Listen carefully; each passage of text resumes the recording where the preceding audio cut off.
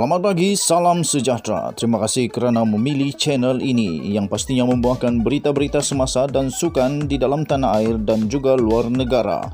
Sebentar lagi kita akan mulakan berita terkini daripada channel ini. Sila pertimbangkan untuk tekan butang subscribe, like dan share. Salam sejahtera Malaysia, berita seterusnya dipetik daripada inforakyat.net.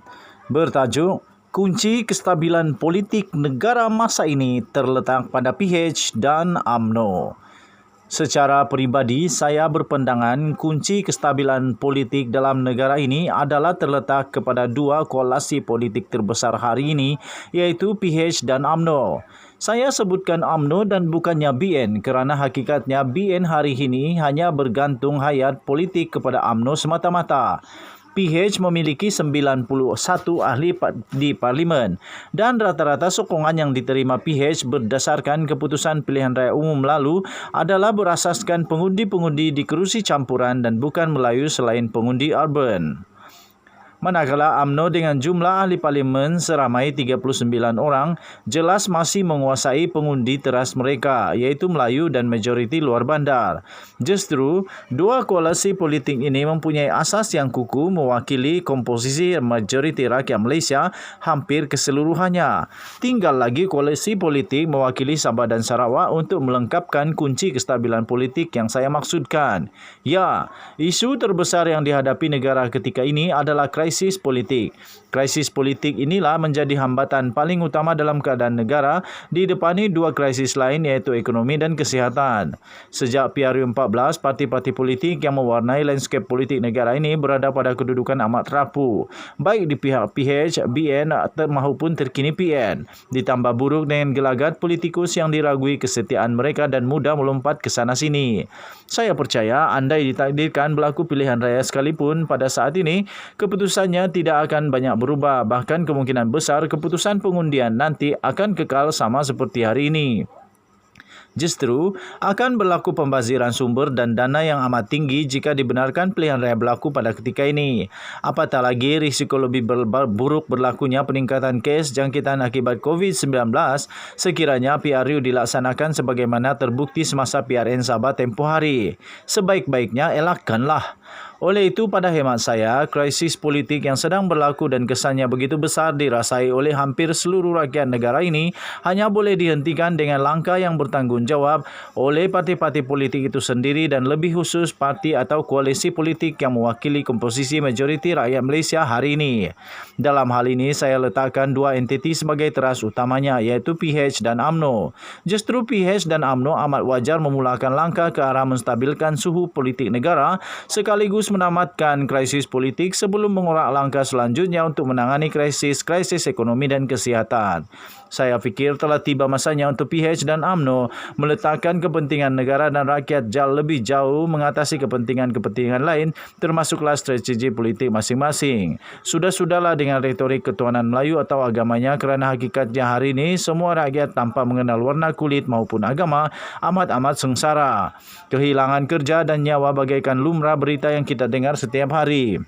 Semua bangsa, Melayu, China, India, Iban, Kadazan, Murut dan sebagainya, malah semua agama Islam, Buddha, Kristian, Hindu dan lain-lain berhadapan saat yang amat sukar. Masing-masing berhadapan kekangan untuk meneruskan hidup. Masing-masing payah dan tidak dapat menunaikan tanggungjawab di rumah ibadah masing-masing. Maka apalagi alasan untuk kita pertahankan retorika dan propaganda yang terlaung ketika saat berbeza dahulu. Saat sebelum dilanda krisis yang rencam dahulu. Situasi dan keadaan hari ini amat jauh berbeza, justru memerlukan langkah dan pendekatan berbeza. Bahkan barangkali inilah masa untuk kita benar-benar berubah dan melaksanakan anjakan politik ke arah kematangan yang sebenar. Politik yang bebas daripada adu domba, perkauman sempit dan politik yang bebas dari fitnah-memfitnah.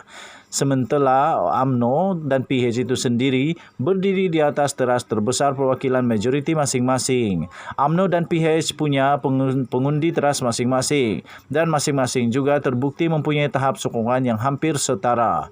Maka tidak keterlaluan jika saya katakan bahawa kunci kestabilan politik negara ini adalah terletak kepada PH dan UMNO. Tentang bentuk dan bagaimana merealisasikan Kestabilan politik itu terserah kepada kebijaksanaan kepimpinan utama mereka. Malah sekiranya cadangan penubuhan sebuah kerajaan perpaduan itu adalah opsi terbaik buat masa ini, maka wajar dipertimbangkan. Namun haruslah berasaskan kunci kestabilan seperti yang saya sebutkan di atas, iaitu PH dan UMNO sebagai terasnya. Mungkin akan ada yang persoalkan, mengapa UMNO dan PH tidak menyokong sahaja kerajaan Muhyiddin hari ini? Bukankah ia lebih mudah? Saya akan jawab, tidak semudah yang disangka.